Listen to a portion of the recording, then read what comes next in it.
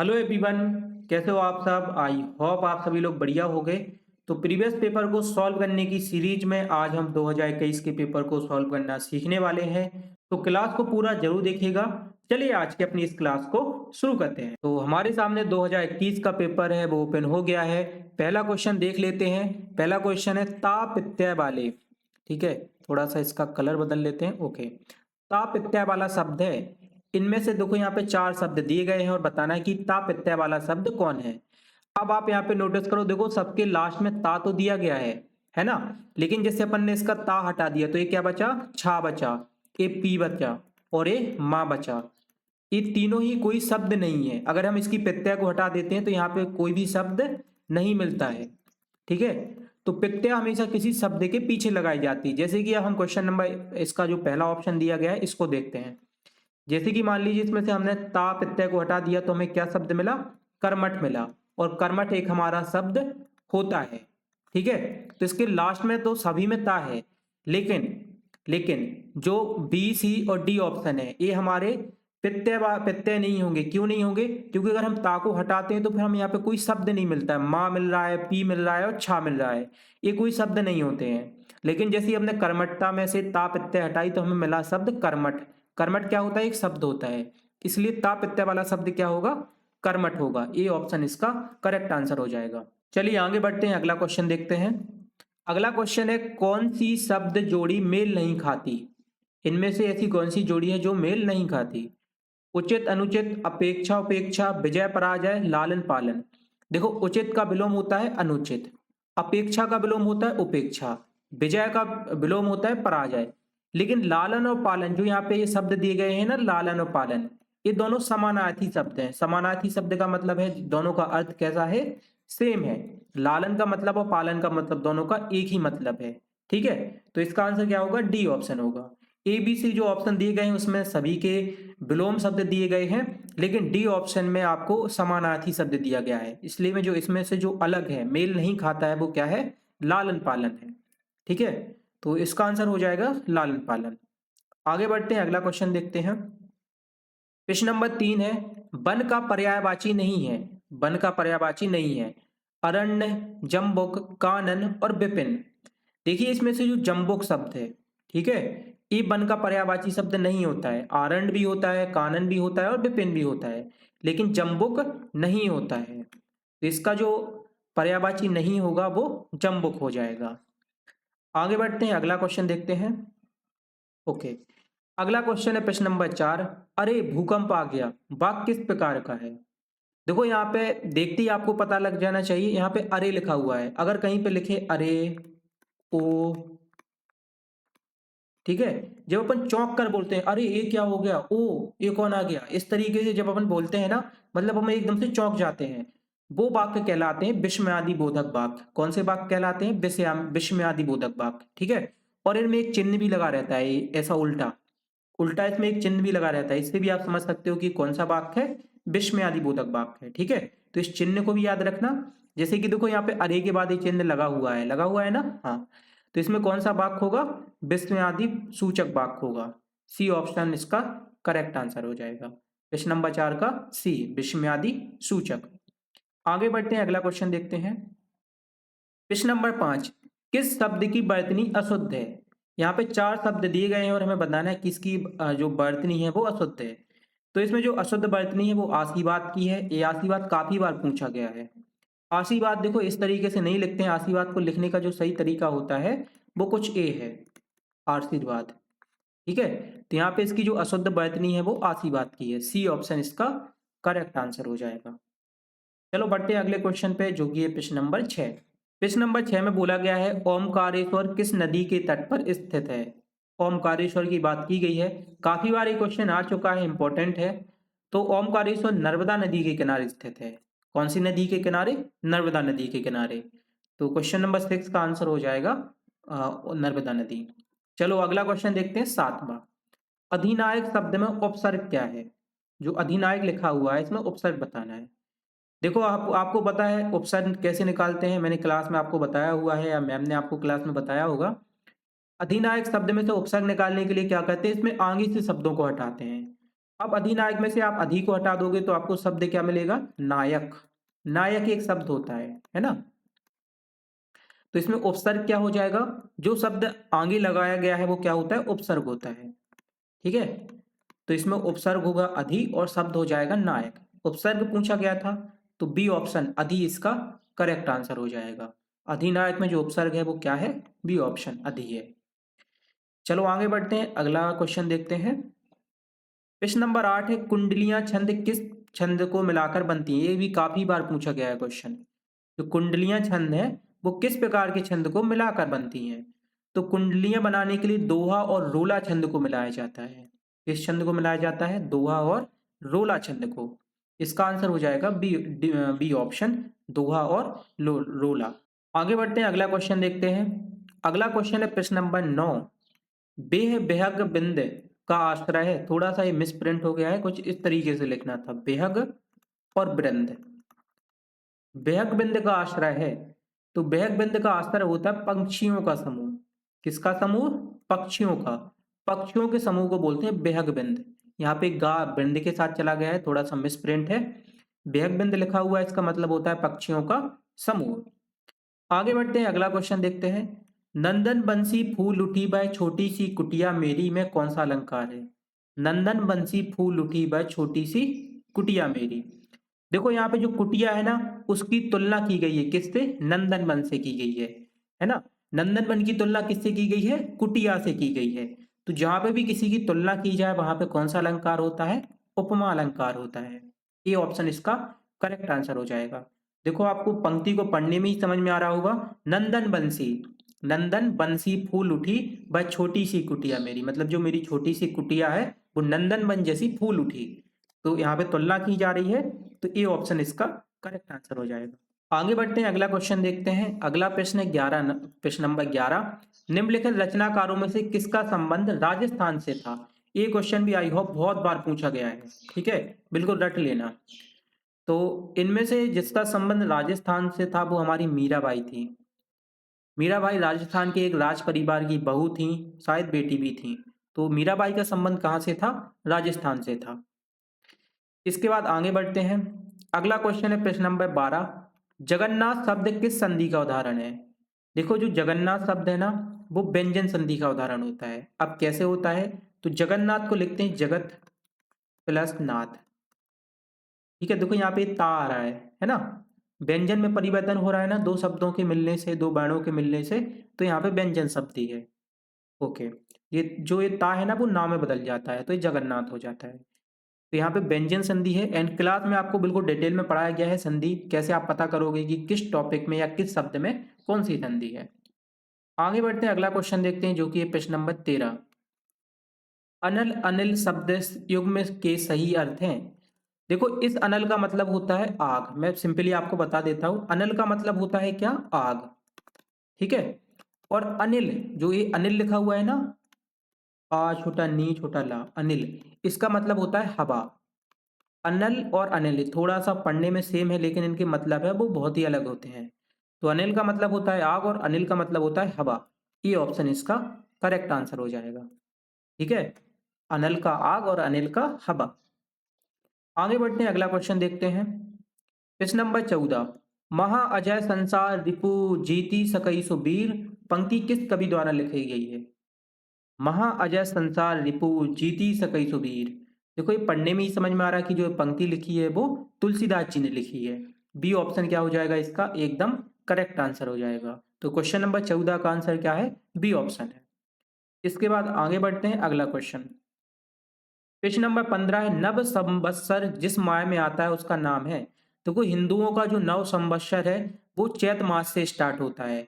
चैत मतलब नई साल। अपना जो नया साल आता है वो चैत से स्टार्ट होता है। जैसे अंग्रेजी का तो जनवरी से स्टार्ट होता है, 1 जनवरी से, लेकिन हिंदू का होता है चैत से। जब चैत में नवरात्रि आती है तब से नव संवत्सर स्टार्ट होता है। तो इसका आंसर है डी ऑप्शन, चैत्र। 15 का आंसर क्या होगा? डी ऑप्शन, चैत्र हो जाएगा। तो यहाँ पे हमारी हिंदी कंप्लीट हो जाती है। अब हम इंग्लिश के क्वेश्चन को सॉल्व करने वाले हैं। 16 क्वेश्चन है इंग्लिश में। विच of the following is an adverb? इनमें एडवर्ब क्या है? एडवर्ब मतलब क्रिया विशेषण है। ब्यूटी, ब्यूटीफुल, ब्यूटीफुली और ब्यूटीफाई। देखो इसमें जो एडवर्ब है ना वो ब्यूटीफुली है, ठीक है। ब्यूटीफुली मतलब होता है खूबसूरती। तो सी ऑप्शन इसका करेक्ट आंसर हो जाएगा। यहाँ पे फुली जोड़ के इसको क्या बना दिया गया है, एडवर्ब बना दिया गया है, तो इसका हो जाएगा सी ऑप्शन ब्यूटीफुली। इसके बाद अगला क्वेश्चन है गॉड ब्लेस यू। यहाँ पे ब्लैंक दिया गया है और फिर बोला गया है गॉड ब्लेस यू। तो इसमें आता है मे। जब भी अपन किसी को आशीर्वाद देते हैं, प्रार्थना करते हैं, तो क्या लगाते हैं, मे लगाते हैं, मे गॉड ब्लेस यू, ठीक है। सी ऑप्शन आएगा इसमें। एंड जब अपन क्लास में आते हैं तो बोलते हैं मे आई कम इन सर, तो ये वो वाला मे है, मे गॉड ब्लेस यू। जब भी अपन कहीं पे रिस्पेक्ट दिखाते हैं, किसी को आशीर्वाद देते हैं, तो वहां पे मे आता है। आगे बढ़ते हैं अगला क्वेश्चन। अगला क्वेश्चन है प्रश्न नंबर 18। दिस बर्ड इज जम्बल ऑटोमनर चूज द करेक्ट बर्ड। ये जम्बल बर्ड है और इसमें से हमें जो करेक्ट बर्ड है वो बताना है। जम्बल वर्ड बताना है, ये क्वेश्चन भी काफी बार आ चुका है, इंपॉर्टेंट है, ठीक है। तो यहाँ पे देखो 4 स्पेलिंग दी गई है और इसमें से सही जो कलर वर्ड है वो हमें बताना है। तो OTMNER का जो सही वर्ड होगा वो कुछ इस तरीके से होगा, MENTOR, मेंटर होगा। देखो इसमें आई तो है नहीं, तो ये वाला तो होगा नहीं। इस वाले में देखो सारे शब्दों का यूज नहीं किया गया है, तो ये भी नहीं होगा। मेंशन भी नहीं होगा क्योंकि आई इसमें है ही नहीं, OTMNER लिखा हुआ है, ठीक है। तो ये 3 वर्ड नहीं होंगे, क्या होगा, सी ऑप्शन होगा, मेंटर होगा। क्योंकि आई नहीं है इसमें, तो ये मेंशन कैसे बन गया, नहीं बनेगा। मॉनिटर भी नहीं बनेगा। और मीटर में तो सारे शब्दों का यूज ही नहीं किया गया, जैसे कि इसमें ओ है, ओ का तो इसमें यूज ही नहीं हुआ, तो ये भी जंबल वर्ड नहीं होगा। इसका जो सही जंबल वर्ड होगा वो मेंटर होगा, सी ऑप्शन। आगे बढ़ते हैं, अगला क्वेश्चन देखते हैं। अगला क्वेश्चन है प्रश्न नंबर 19।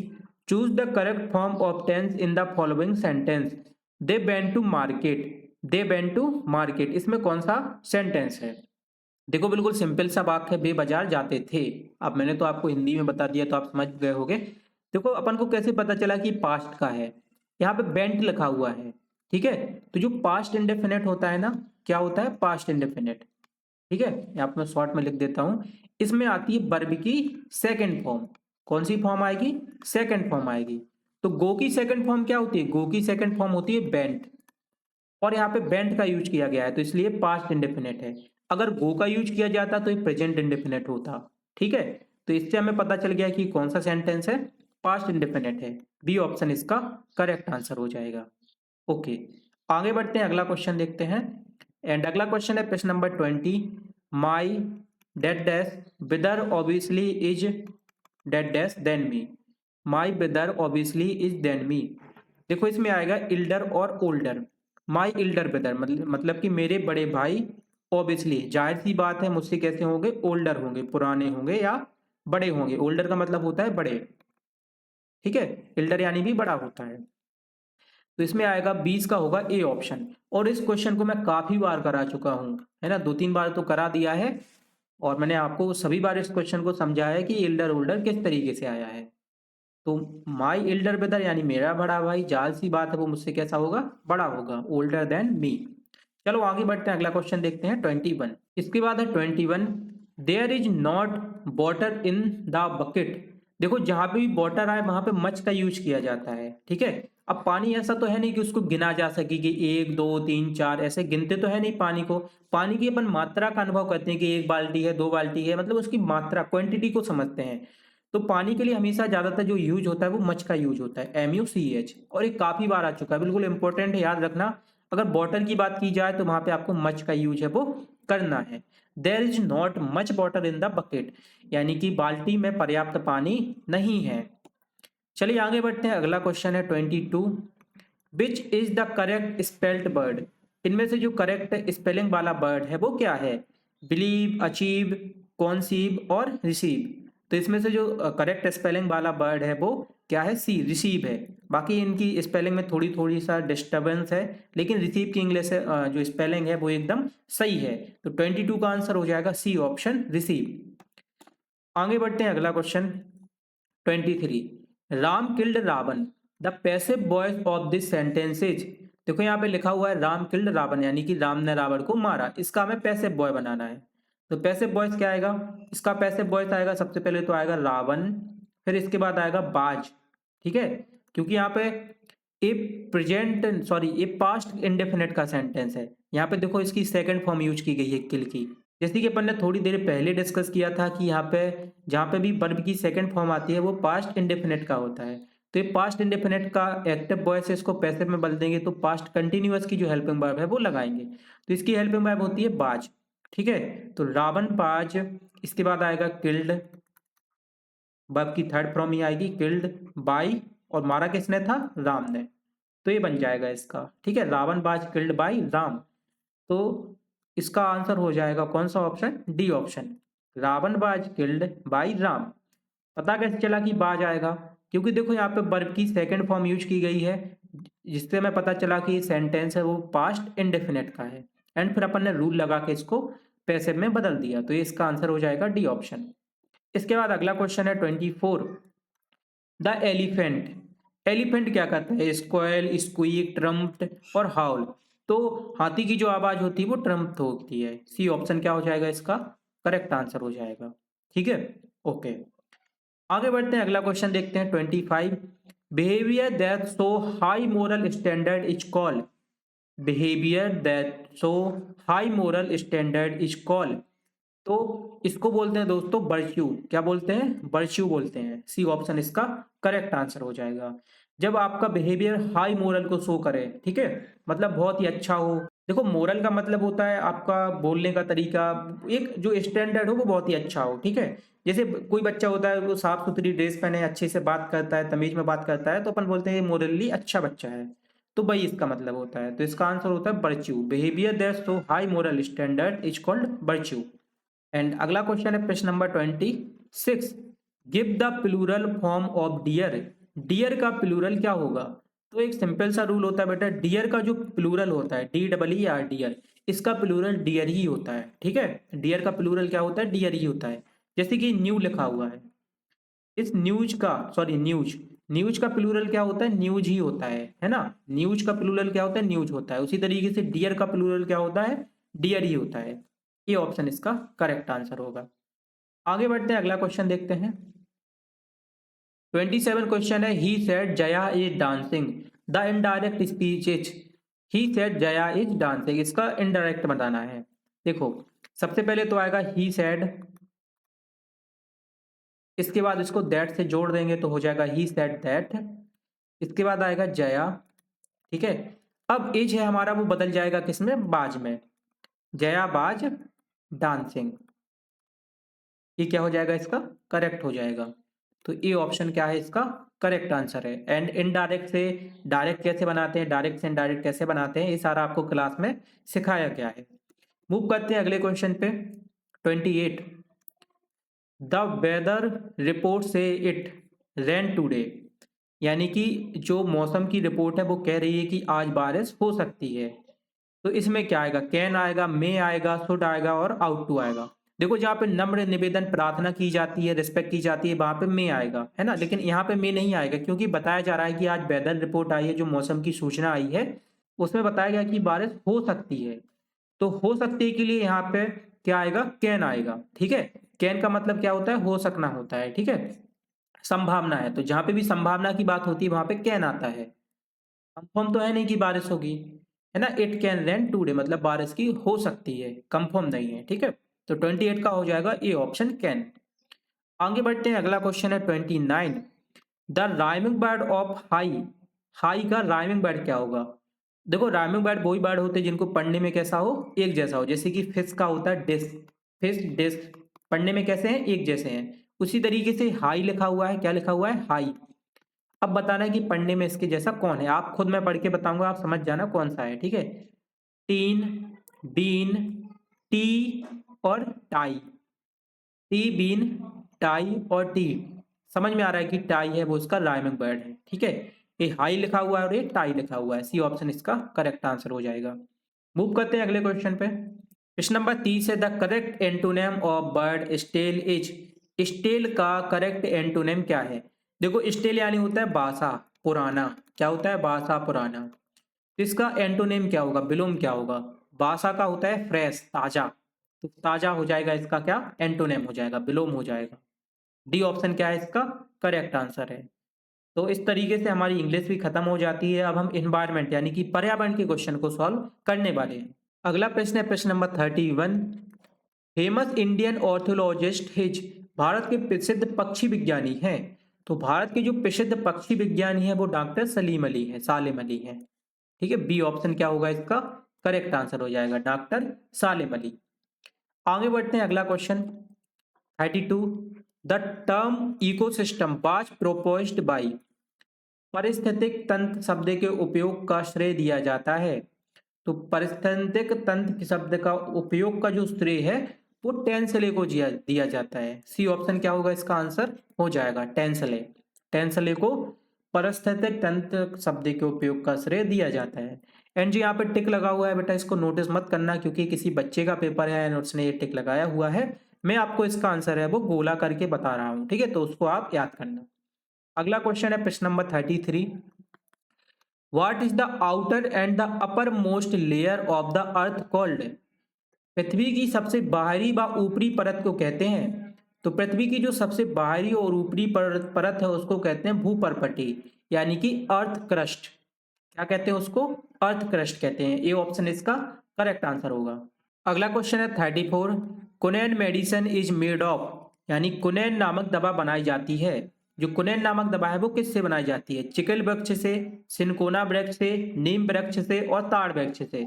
तो कुनैन नामक दवा बनाई जाती है सिनकोना वृक्ष से। बी ऑप्शन क्या हो जाएगा इसका करेक्ट आंसर हो जाएगा। ठीक है, जो कुनैन मेडिसिन है वो बनाई जाती है चिनकोना ट्री से। मूव करते हैं अगले क्वेश्चन पे। अगला क्वेश्चन है 35। Which one of the following is called the friend of farmers, यानी निम्न में से कौन से जीव को किसान का मित्र कहा जाता है। तो किसान का मित्र कहा जाता है केंचुआ को, है ना। केंचुआ क्या करता है, फसलों को नष्ट करके उनका खाद बना देता है। तो किसानों का मित्र कौन होगा, अर्थवॉर्म, केंचुआ होगा। अगला क्वेश्चन है 36। The main factor of communicable diseases, यानी कि संचरणीय रोगों का सबसे मुख्य कारक है। संचरणीय रोग क्या होते हैं, जो एक दूसरे को फैलते हैं, ठीक है। तो जो सबसे ज्यादा कम्युनिकेबल डिसीज फैलाता है, संचरणीय रोग फैलाता है, वो घरेलू मक्खी है। क्योंकि मक्खी एक पहले जो व्यक्ति संक्रमित है उसके पास जाएगी और फिर स्वस्थ व्यक्ति के पास जाएगी तो उसको भी बीमार कर देगी। तो 36 का आंसर होगा डी ऑप्शन, घरेलू मक्खी, यानी कि हाउस फ्लाई। आगे बढ़ते हैं अगला क्वेश्चन। अगला क्वेश्चन है 37। 37 क्वेश्चन है बैक्टीरिया एंड फंगी आर, यानी कि जीवाणु तथा कवक हैं। ठीक है, जीवाणु तथा कवक। देखो जो बैक्टीरिया एंड कवक होते हैं क्या करते हैं, किसी भी चीज को अपघटित करके छोटे छोटे उसको उसको नष्ट कर देते हैं, एक हिसाब से उसको खत्म कर देते हैं। ठीक है, तो इसको जो बोलते हैं वो क्या बोलते हैं, डीकम्पोजर्स बोलते हैं या फिर अपघटक बोलते हैं। एक क्या है, अपघटक है, किसी चीज को ही नष्ट कर देते हैं। जैसे मान लो आपने एक रोटी रख दी तो उस रोटी को क्या होगा, धीरे धीरे बाद कुछ दिनों के बाद वो रोटी अपने आप खराब हो जाएगी, वो पूरी तरीके से मिट्टी में मिल जाएगी, है ना। तो उसको जो डीकम्पोज करता है उसको क्या बोलते हैं, अपघटक बोलते हैं, डीकम्पोजर्स बोलते हैं। आगे बढ़ते हैं अगले क्वेश्चन पे। 38 क्वेश्चन है which gas in found in the largest amount in atmosphere, यानी वायुमंडल में सर्वाधिक गैस कौन सी पाई जाती है। तो वायुमंडल में 78% सबसे ज्यादा जो गैस पाई जाती है वो कौन सी है, वो हमारी नाइट्रोजन है। ठीक है, नाइट्रोजन कितनी पाई जाती है, 78%, जो कि सबसे ज्यादा है। तो बी ऑप्शन नाइट्रोजन इसका करेक्ट आंसर हो जाएगा। आगे बढ़ते हैं, अगला क्वेश्चन देखते हैं। अगला क्वेश्चन है 39। On the crust of the earth molten rock material after solidification form, यानी कि पृथ्वी के भूपटपटी भाग में पिघला हुआ चट्टानी पदार्थ ठंडा होकर बनता है। तो जो भूपटपटी भाग पर पिघला हुआ चट्टानी ठंडा पदार्थ ठंडा होकर जो बनता है उसको बोलते हैं अग्नेय शैल। क्या बोलते हैं, अग्नेय शैल बोलते हैं। ठीक है, इग्नियस रॉक बोलते हैं। सी ऑप्शन क्या होगा इसका करेक्ट आंसर हो जाएगा। आगे बढ़ते हैं, अगला क्वेश्चन प्रश्न नंबर 40। Which book keeps the record of endangered species, यानी कि किस पुस्तक में संकटापन्न स्पीसीज का रिकॉर्ड रखा जाता है। ठीक है, तो देखिए कुछ ऐसे जानवर होते हैं जो कि बिल्कुल विलुप्त होने की कगार पर होते हैं, तो उनको एक इंडेंजर्ड रिकॉर्ड में रखा जाता है कि इनका संरक्षण करना है। और जिस रिकॉर्ड में रखा जाता है उसको बोलते हैं रेड डाटा बुक। क्या बोलते हैं, red data book. D option इसका करेक्ट आंसर होगा। ठीक है, उसको क्या बोला जाता है, रेड डाटा बुक बोला जाता है। डी ऑप्शन इसका करेक्ट आंसर होगा। The jungle book and Panchatantra तो कहानी की किताबें हैं। ठीक है, एंड जो गिनीज बुक है वो वर्ल्ड रिकॉर्ड की किताब है। इसमें जो व्यक्ति वर्ल्ड में रिकॉर्ड बनाता है, सबसे नायाब चीज़ करता है, सबसे ज़्यादा बार करता है, वो कहलाता है Guinness book of world record में उसका नाम है वो जुड़ जाता है। एंड रेड डाटा बुक में उन स्पीसीज का नाम लिखा जाता है जो कि संकट में होती हैं। आगे बढ़ते हैं, अगला क्वेश्चन देखते हैं 41। 41 क्वेश्चन में बोला गया है ऊर्जा का प्रवाह है, एनर्जी फ्लो इज। तो देखो ऊर्जा का प्रवाह क्या होता है, सबसे पहले सूरज से, सन से ऊर्जा मिलती है पौधों को, हरे पौधों को, ठीक है, ग्रीन पौधों को। उसके बाद ग्रीन पौधों से ऊर्जा मिलती है शाकाहारी को, जैसे कि सूरज से ऊर्जा मिली पौधों को, पौधों को खाया हिरण ने, हिरण कैसा है, शाकाहारी है, हिरण को खाया शेर ने, और शेर मर गया तो उसको खा लिया बैक्टीरिया ने, बैक्टीरिया या कवक ने, कवक को बैक्टीरिया क्या कहलाते हैं, अपघटक कहलाते हैं, अपन ने पढ़ा था। तो ऊर्जा प्रवाह क्या होता है, सबसे पहले होता है सूर्य का प्रकाश, फिर होता है हरे पौधे यानी कि ग्रीन प्लांट्स, फिर होता है शाकाहारी, शाकाहारी यानी कि जो साग सब्जियां खाते हैं जैसे कि हिरण, फिर उसके बाद शेर और अपघटक। तो इसमें ऊर्जा प्रवाह सी ऑप्शन में एकदम करेक्ट दिया गया है, ठीक है। सूर्य का प्रकाश, हरे पौधे, शाकाहारी, मांसाहारी और फिर अपघटक, तो ये पूरा ऊर्जा प्रवाह है होता है। आगे बढ़ते हैं, अगला क्वेश्चन देखते हैं। एंड अगला क्वेश्चन है प्रश्न number 42। The outer most layer of the earth where human beings live is called, यानी पृथ्वी की सबसे बाहरी परत जहां मानव रहते हैं उसे कहते हैं। तो पृथ्वी की सबसे बाहरी परत जहां पे मानव रहते हैं उसको बोलते हैं स्थल मंडल। डी ऑप्शन क्या होगा इसका करेक्ट आंसर हो जाएगा, ठीक है। चलो मूव करते हैं अगले क्वेश्चन पे। 43 में बोला गया है विच वेदा डिस्क्राइब एस्ट्रोलॉजी, यानी कि खगोलीय विद्या का वर्णन किस वेद में है। तो खगोलीय विद्या का वर्णन किया गया है ऋग्वेद में। सी ऑप्शन क्या हो जाएगा इसका करेक्ट आंसर हो जाएगा। ऋग्वेद में किसका वर्णन किया गया है, खगोलीय विद्या का वर्णन किया गया है। आगे बढ़ते हैं, अगला क्वेश्चन देखते हैं 44। इकोलॉजिकल इंपॉर्टेंस ऑफ फॉरेस्टेज, वनों का पर्यावरणीय लाभ है। चलिए ऑप्शन पढ़ लेते हैं। कार्बन डाइऑक्साइड व ऑक्सीजन में संतुलित, बिल्कुल सही है। तापमान में कमी, बिल्कुल सही है। प्रदूषण पर रोक, बिल्कुल सही है। तो डी ऑप्शन उपरोक्त सभी इसका सही आंसर हो जाएगा, क्योंकि ये तीनों ही वनों के लाभ हैं। Balance between CO2 and O2, reduce of temperature, reduction of temperature, control of pollution, ठीक है। तो ये सारी ही वनों की क्या है, खूबियां हैं। तो इसका आंसर हो जाएगा all of these, D option correct answer है। आगे बढ़ते हैं, अगला क्वेश्चन देखते हैं 45। 45 में बोला गया which gas is emitted more by burning coal in a coal closed room, बंद कमरे में कोयला जलाने पर कमरे में कौन सी गैस की मात्रा सबसे अधिक होगी, ठीक है। बंद कमरे में अगर कोयला जलाएंगे तो कमरे में कौन सी गैस की मात्रा है वो सबसे अधिक होगी। तो इसका आंसर होता है दोस्तों कार्बन मोनोऑक्साइड। सी ऑप्शन इसका करेक्ट आंसर हो जाएगा। अगर आप बंद कमरे में कोयले को जलाओगे तो पूरा कमरा है वो कार्बन मोनोऑक्साइड से भर जाएगा। चलिए आगे बढ़ते हैं, अगला क्वेश्चन देखते हैं। अगला क्वेश्चन है 46। हु फाउंडेड द ब्रह्म समाज इन 1828, यानी कि सन 1828 ईस्वी में ब्रह्म समाज की स्थापना किसने की थी। तो ब्रह्म समाज की स्थापना की थी राजा राजमोहन राय ने। सी ऑप्शन क्या होगा इसका करेक्ट आंसर होगा, राजा राजमोहन राय ने ब्रह्म समाज की स्थापना की थी। आगे बढ़ते हैं, अगला क्वेश्चन देखते हैं 47। राजा भोज बिलोंग टू, राजा भोज का संबंध था। तो जो राजा भोज थे वो हमारे कौन से वंश के थे, परमार वंश के थे। ए ऑप्शन इसका करेक्ट आंसर हो जाएगा। आगे बढ़ते हैं, अगला question 48। Shri Singaji thermal power project is located in, यानी कि श्री सिंगाजी ताप विद्युत परियोजना किस जिले में है। तो सिंगाजी ताप विद्युत परियोजना है वो खंडवा जिले में है। ए ऑप्शन इसका करेक्ट आंसर हो जाएगा। अगला question 49। Which of the following cricketer is related with MP Madhya Pradesh, निम्न में से कौन सा क्रिकेटर मध्य प्रदेश से संबंधित है। तो जो नरेंद्र हिरवानी है उनका संबंध कहां से है, मध्य प्रदेश से है। ये ऑप्शन इसका करेक्ट आंसर होगा। आगे बढ़ते हैं, अगला question 50। Foundation day of Madhya Pradesh is on, यानी मध्य प्रदेश का स्थापना दिवस है। तो मध्य प्रदेश का स्थापना दिवस हर साल 1 नवंबर, ठीक है, 1 नवंबर सन 2000 को मध्य प्रदेश से छत्तीसगढ़ अलग हुआ था, और इसी दिन को अपन क्या मनाते हैं, स्थापना दिवस मनाते हैं। ए ऑप्शन ए 1 नवंबर इसका करेक्ट आंसर हो जाएगा। 1 नवंबर क्या है, मध्य प्रदेश का स्थापना दिवस है। आगे बढ़ते हैं, अगला क्वेश्चन देखते हैं अगला क्वेश्चन है 51। Which sport is regard as the state sport of Madhya Pradesh? तो किस खेल को मध्य प्रदेश का राज्य खेल माना जाता है? मध्य प्रदेश का राज्य खेल कौन है? देखिए, इंडिया का जो राष्ट्रीय खेल है वो क्या है? हॉकी है। लेकिन मध्य प्रदेश की बात करें तो मध्य प्रदेश का जो राष्ट्रीय खेल है वो मल्लखंब है। काफी इंपॉर्टेंट क्वेश्चन है, काफी बार ये पूछा गया है। ठीक है, तो मल्लखंब क्या है? मध्य प्रदेश राज्य का राजकीय खेल है। डी ऑप्शन इसका करेक्ट आंसर होगा। आगे बढ़ते हैं, अगला क्वेश्चन देखते हैं। अगला क्वेश्चन है 52।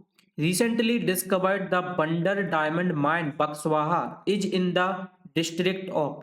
हाल ही में खोजी गई बुंदेरा हीरा खदान किस जिले में है? तो जो ये बुंदेरा हीरा खदान है वो छतरपुर जिले में है। छतरपुर में एक तहसील है बक्सवाहा। वहां पे क्या है, एक बहुत बड़ी हीरा की खदान मिल गई है ना। लेकिन वहां पे जंगल है और हीरा निकालने के लिए जंगल को काटना पड़ेगा, इसलिए प्रोटेस्ट भी चल रहा है। डी ऑप्शन इसका करेक्ट आंसर हो जाएगा। आगे बढ़ते हैं, अगला क्वेश्चन देखते हैं 53। Which river is called the Ganga of Madhya प्रदेश?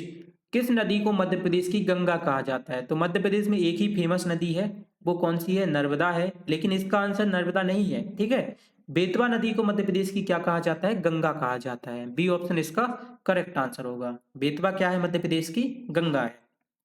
आगे बढ़ते हैं, अगला क्वेश्चन देखते हैं 54। Which city is known as industrial city of Madhya Pradesh? Madhya Pradesh की औद्योगिक नगरी के नाम से किस शहर को जाना जाता है? तो मध्य प्रदेश की जो औद्योगिक नगरी है वो हमारा इंदौर है। C option. इंदौर में ही सबसे ज्यादा इंडस्ट्रीज है। ठीक है, और इसको मिनी मुंबई भी कहते हैं। तो सी ऑप्शन इसका करेक्ट आंसर हो जाएगा। अगला क्वेश्चन है 55। Which is the biggest tribe in Madhya Pradesh? Madhya Pradesh की कौन सी जनजाति सबसे बड़ी जनजाति है? तो मध्य प्रदेश में जो सबसे बड़ी जनजाति है वो भील है। डी ऑप्शन क्या हो जाएगा इसका? करेक्ट आंसर हो जाएगा। ठीक है, भील जनजाति कैसी है? सबसे बड़ी जनजाति है। अगला क्वेश्चन है 56। Famous folk dance of Nibad is? Nibad का प्रसिद्ध लोक नृत्य है। तो निबाड़ का जो प्रसिद्ध लोक नृत्य है वो कौन सा है? गणगौर है। बी ऑप्शन इसका करेक्ट आंसर हो जाएगा। ठीक है, आगे बढ़ते हैं, अगला क्वेश्चन देखते हैं 57। वेयर इज जहाज महल लोकेटेड? जहाज महल कहाँ स्थित है? तो जो जहाज महल है वो मांडव में स्थित है। ए ऑप्शन इसका करेक्ट आंसर होगा। मांडव, मांडव में जहाज महल स्थित है। अगला क्वेश्चन देखते हैं 58। The tropic of cancer passes through which part of Madhya Pradesh? यानी कर्क रेखा मध्य प्रदेश के किस भाग से गुजरती है? तो मध्य प्रदेश में कर्क रेखा उत्तरी भाग से गुजरती है। बी ऑप्शन इसका करेक्ट आंसर होगा। ठीक है, ओके, आगे बढ़ते हैं, अगला question 59। Where is Dhuandhar fall सिट्यूटेड? यानी धुआंधार जलप्रपात कहाँ पर स्थित है? देखो, मैंने आपको एक बार पेपर में पढ़ाया था, जब मैं सॉल्व करा रहा था मैंने बताया था कि भी कभी पूछ लेता है कि धुआंधार जलप्रपात कहाँ पर है। तो धुआंधार जलप्रपात है भेड़ाघाट में। ठीक है, एंड भेड़ाघाट है हमारा जबलपुर में। तो इसका आंसर क्या हो जाएगा? जबलपुर। बी ऑप्शन इसका करेक्ट आंसर हो जाएगा। आगे बढ़ते हैं, अगला क्वेश्चन देखते हैं। अगला क्वेश्चन है प्रश्न number 60। Chachai fall is created by the river? यानी चचाई प्रपात किस नदी के द्वारा निर्मित है? तो चचाई प्रपात जो नदी बनाती है उसका नाम है बीहड़। डी ऑप्शन इसका करेक्ट आंसर हो जाएगा। ठीक है, ओके, आगे बढ़ते हैं। एंड अब हमारी यहाँ से साइंस है वो स्टार्ट हो जाती है, तो हम साइंस के क्वेश्चन को सॉल्व करने वाले हैं। 61 क्वेश्चन है, the magnet when suspended freely rest in which direction? स्वतंत्रता पूर्वक लटकाने पर चुंबक किस दिशा में ठहरता है? तो चुंबक हमेशा उत्तर दक्षिण दिशा में ठहरता है। ठीक है, उत्तर और दक्षिण दिशा में, north and south. B option इसका करेक्ट आंसर हो जाएगा। आगे बढ़ते हैं, अगला question 62। Angle of incidence is equal to the angle of reflection? यानी आपतन कोण परावर्तन कोण के बराबर होता है। इसमें एक वर्ड मिस है, वो है सदैव। आपतन कोण का मान हमेशा परावर्तन कोण के कैसा होता है? बराबर होता है। ए ऑप्शन इसका करेक्ट आंसर हो जाएगा। चलिए आगे बढ़ते हैं, अगला question 63। The filament of an electric bulb is made of? विद्युत बल्ब का फिलामेंट बना होता है। तो विद्युत बल्ब का जो फिलामेंट होता है, जो आप देखते हो ना 10 रुपए का जो कांच का बल्ब आता है उसमें एक स्प्रिंग लगी होती है, वो किसकी बनती है? वो बनती है टंगस्टन की। बी ऑप्शन क्या होगा उसका करेक्ट आंसर होगा। उसका फिलामेंट बनाया जाता है टंगस्टन का। आगे बढ़ते हैं, अगला क्वेश्चन देखते हैं 64। Power house of the cell is? यानी कोशिका का ऊर्जा घर होता है। कोशिका का ऊर्जा घर किसे कहते हैं? बहुत ही इंपॉर्टेंट क्वेश्चन है, काफी बार पूछा गया है। तो कोशिका का जो ऊर्जा घर होता है वो किसको बोला जाता है? माइटोकॉन्ड्रिया को बोला जाता है। ये ऑप्शन क्या होगा इसका? एकदम करेक्ट आंसर हो जाएगा। माइटोकॉन्ड्रिया क्या है? कोशिका का ऊर्जा घर है। अगला प्रश्न है 65, unit of electric potential is, यानी विद्युत विभव की इकाई है। देखो विद्युत विभव को मापा जाता है वोल्ट में। ठीक है, विद्युत विभव की इकाई क्या है? वोल्ट है। डी ऑप्शन इसका करेक्ट आंसर हो जाएगा। चलिए आगे बढ़ते हैं। अगला क्वेश्चन है 66, how many colours are there in sun rays, यानी सूर्य का प्रकाश कितने रंगों से मिलकर बना है? तो सूर्य का प्रकाश 7 रंगों से मिलकर बना है। वो 7 रंग कौन से हैं? बैजानी, हपी, नाला। अब आपको पता होगा कि इसको कैसे निकालते हैं। ठीक है, इंग्लिश में बोलते हैं बिब्बोगल, जी बाई यू आर, बी से वॉयलेट, आई से, पता है सभी को, बताने की जरूरत तो है ही नहीं, है ना। बैजानी, हपी, नाला, यानी बे से बैगनी, जा से जामुनी, हा से हरा, नी से नीला, इस तरीके से। ओके, 67 क्वेश्चन है। ये भी काफी बार आ चुका है, याद रखना। Distance of star is measured by, तारों की दूरियों को मापा जाता है। अब दो तारे हैं, इनके बीच में बहुत दूरी होती है, किलोमीटर में मापना तो पॉसिबल नहीं है। तो तारों के बीच की दूरियों को मापा जाता है प्रकाश वर्ष में। सी ऑप्शन कितना हो जाएगा? इसका आंसर हो जाएगा C option, in light year. प्रकाश वर्ष में किसको मापा जाता है? तारों की दूरियों को मापा जाता है।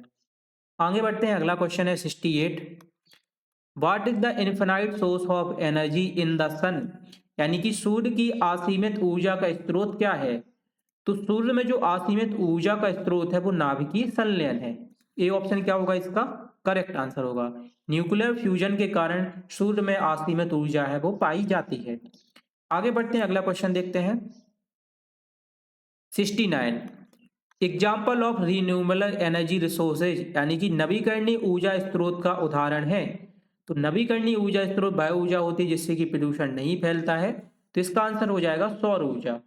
डी ऑप्शन क्या होगा? सोलर एनर्जी इसका करेक्ट आंसर हो जाएगा। चलिए आगे बढ़ते हैं, अगला क्वेश्चन देखते हैं 70 में बोला गया है which of the following metal is used for wrapping food, यानी निम्न में से किस धातु का उपयोग खाद्य सामग्री को लपेटने में किया जाता है? खाद्य सामग्री को लपेटने के लिए एल्यूमिनियम का यूज किया जाता है। आपने देखा होगा कभी कभी रोटियों को एल्यूमिनियम की फॉइल में रख के टिफिन में पैक किया जाता है। एक एल्यूमिनियम की फॉइल आती है ना, जिससे क्या होते हैं? रोटियां खराब नहीं होती हैं। तो 70 का आंसर हो जाएगा डी ऑप्शन, एल्यूमिनियम। इसके बाद है 71, कॉलेरा डिसीज इज कॉज्ड, यानी कि जो हैजा रोग है वो किससे होता है? ठीक है, अब इसको कॉलेरा बोलते हैं या होलेरा बोलते हैं, जो भी हो, थोड़ा सा इसमें मुझे कंफ्यूजन है। तो हैजा रोग होता है वो किसके द्वारा होता है? हैजा रोग होता है जीवाणु द्वारा। ठीक है, जब अपन गंदा पानी पीते हैं, बैक्टीरिया वाला पानी पीते हैं, तो अपन को क्या हो जाता है? हैजा हो जाता है। और ये बरसात के मौसम में ज्यादातर होता है। चलिए आगे बढ़ते हैं, अगला क्वेश्चन सॉल्व करते हैं। अगला क्वेश्चन है 72, which one is the largest planet of our solar system, यानी हमारे सौर मंडल का सबसे बड़ा ग्रह कौन सा है? तो हमारे सौर मंडल का सबसे बड़ा ग्रह बृहस्पति है। सी ऑप्शन इसका करेक्ट आंसर होगा, जुपिटर। और सबसे छोटा क्या है? सबसे छोटा है बुध। ठीक है, ये सबसे छोटा है। ओके, आगे बढ़ते हैं, अगला क्वेश्चन देखते हैं 73, which planet is called a star of down, इसको भी मैं काफी बार बता चुका हूं। तो जो शुक्र ग्रह है उसको बोला गया है सुबह और सांझ का तारा, भोर का तारा भी बोलते हैं। ठीक है, तो भोर के तारा के नाम से किस ग्रह को जाना जाता है? शुक्र ग्रह को जाना जाता है, वीनस। इसका करेक्ट आंसर होगा। चलिए आगे बढ़ते हैं, अगला क्वेश्चन देखते हैं 74, a metallic sphere is placed between two parallel mirrors, the number of image form will be, एक धातु का गोला दो समांतर दर्पणों के मध्य रखा है तब कुल बनने वाले प्रतिबिंब की संख्या होगी। देखो मान लो दो शीशे रखे हुए हैं और इसके बीच में एक धातु का गोला रखा हुआ है, तो इन शीशों पर कितने प्रतिबिंब बनेंगे? देखो बहुत सारे बनेंगे, है ना। इन शीशों पर कितने प्रतिबिंब बनेंगे? अनंत प्रतिबिंब बनेंगे, जिनको काउंट करना पॉसिबल नहीं होगा। तो डी ऑप्शन इसका करेक्ट आंसर होगा, इनफिनाइट। चलिए move to the next question. 75 question है, the number of planets in our solar system is, यानी सौर मंडल में कुल ग्रहों की संख्या कितनी है? तो हमारे सौर मंडल में कुल 8 ग्रह हैं। कितने ग्रह हैं? 8 ग्रह हैं। सी ऑप्शन इसका करेक्ट आंसर हो जाएगा। चलिए आगे बढ़ते हैं, अगला क्वेश्चन। अगला क्वेश्चन है 76, विच of the following elements name is derived from Sanskrit language, यानी निम्न में से कौन सा तत्व का नाम संस्कृत भाषा से लिया गया है? तो जो तांबा है ना, कॉपर, इसका नाम कहाँ से लिया गया है? संस्कृत भाषा से लिया गया है। ठीक है, तो ये करेक्ट आंसर हो जाएगा तांबा। आगे बढ़ते हैं, अगला क्वेश्चन देखते हैं। 77, हु डिस्कवर न्यूट्रॉन? न्यूट्रॉन की खोज किसने की थी?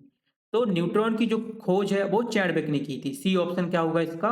करेक्ट आंसर होगा। ठीक है, जे थॉमसन ने खोजा था इलेक्ट्रॉन। क्या खोजा था? इलेक्ट्रॉन। प्रोटॉन किसने खोजा था? प्रोटॉन खोजा था गोल्डस्टीन ने या रदरफोर्ड ने। और चैडविक ने खोजा था न्यूट्रॉन। आगे बढ़ते हैं, अगला क्वेश्चन देखते हैं। अगला क्वेश्चन है 78, which property does not exist in metals? यानी कौन सा गुण धातुओं में नहीं पाया जाता है? तो धातु में चमक भी होती है, बहुत सही। तन्मयता भी होती है, बहुत सही। चालकता भी होती है, बिल्कुल सही। लेकिन भंगुरता नहीं होती है। तो धातु में भंगुरता का गुण नहीं पाया जाता है, यही इसका क्या होगा? करेक्ट आंसर होगा। भंगुरता क्या होती है? आप धातुओं को कितना भी पीटते रहो वो कभी भी टूटेंगे ही नहीं। जैसे आप लकड़ी को पीटोगे ना तो वो टूट जाएगी, छोटे छोटे पार्ट्स में टूट जाएगी, लेकिन धातुएं नहीं टूटती हैं। ठीक है, तो भंगुरता का गुण धातुओं में नहीं पाया जाता है। चलिए अगला क्वेश्चन देखते हैं। 79, braille system is useful for? बेल पद्धति किन व्यक्तियों के लिए उपयोगी है? ठीक है, तो बेल पद्धति वह पद्धति होती है जिसमें लोग आंखों को बंद करके भी पढ़ सकते हैं कि क्या लिखा हुआ है, ऐसे स्पष्ट करके। और ये जिनके पास आंखें नहीं है, जो नेत्रहीन है, उनके लिए ये बहुत ही उपयोगी होती है। तो इसका आंसर हो जाएगा ए ऑप्शन। चक्षुष विकृति युक्त व्यक्तियों के लिए, यानी कि विजुअली इम्पेयर्ड पीपल्स, जो कि इम्पेयर्ड पीपल हैं, विजुअली उन्हें दिखाई नहीं देता, उनके लिए बहुत अच्छी है। तो ये ऑप्शन क्या होगा इसका? करेक्ट आंसर हो जाएगा। चलिए आगे बढ़ते हैं, अगला क्वेश्चन देखते हैं। नेचुरल सैटेलाइट ऑफ अर्थ पृथ्वी का प्राकृतिक उपग्रह है। पृथ्वी का जो प्राकृतिक उपग्रह है वो चंद्रमा है। ठीक है, पृथ्वी सूर्य का चक्कर लगाती है चारों ओर, और जो चंद्रमा है वो पृथ्वी का चक्कर लगाता है। तो पृथ्वी का जो प्राकृतिक उपग्रह है वो क्या है? चंद्रमा है। सी ऑप्शन इसका करेक्ट आंसर हो जाएगा। तो यहाँ पे हमारी साइंस कंप्लीट हो गई है। अब हम 81 से लेकर 100 तक मैथ के क्वेश्चन को सॉल्व करने वाले हैं।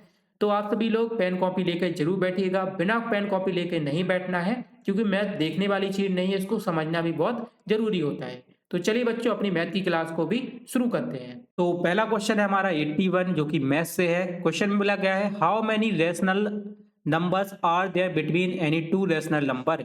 यानी कि दो परिमेय संख्याओं के बीच कितनी परिमेय संख्या होती हैं? तो देखो, अगर दो कोई भी परिमेय संख्या है, ठीक है, उनके बीच में जो परिमेय संख्याओं की संख्या होती है वो कितनी होती है? अनंत होती है, अपरिमित होती है, उसको गिन नहीं सकते। तो इनफिनाइट इसका करेक्ट आंसर हो जाएगा, अपरिमित। ठीक है, दो परिमेय संख्याओं के बीच में बहुत सारी परिमेय संख्या होती है जिनको गिनना तो पॉसिबल नहीं है। तो 81 का आंसर क्या होगा? अपरिमित, यानी कि इनफिनाइट हो जाएगा। आगे बढ़ते हैं, अगला क्वेश्चन देखते हैं। 82, 82 में बोला गया है, एक समांतर चतुर्भुज का क्षेत्रफल 4608 वर्ग सेंटीमीटर है। यदि उसका आधार 64 सेंटीमीटर है तो ऊंचाई होगी। बहुत ही सिंपल सा क्वेश्चन है। The area of parallelogram is 4608 square centimetre. If base is 64 centimetre then height is. देखो, हमें पता है कि समांतर चतुर्भुज का जो क्षेत्रफल होता है, ठीक है, क्षेत्रफल वो बराबर होता है आधार गुणा में ऊंचाई के। आधार और ऊंचाई के, ठीक है, ओके। क्षेत्रफल की जगह पे हम 4608 रख देंगे, रख दिया। आधार कितना दिया गया है? आधार है हमारा 64 और क्षेत्रफल था हमारा 4608। आधार की जगह पे 64 रख दिया और ऊंचाई को हमने h मान लिया। ठीक है, यहाँ से h की वैल्यू क्या होगी? h हो जाएगा 4608 बटे में 64 और बराबर में h क्या है? हमारी ऊंचाई है। इसको जब हम काटेंगे, इसका इसमें भाग कर देंगे, तो जो हमें आंसर मिलेगा वो कितना मिलेगा? 72 सेंटीमीटर मिलेगा।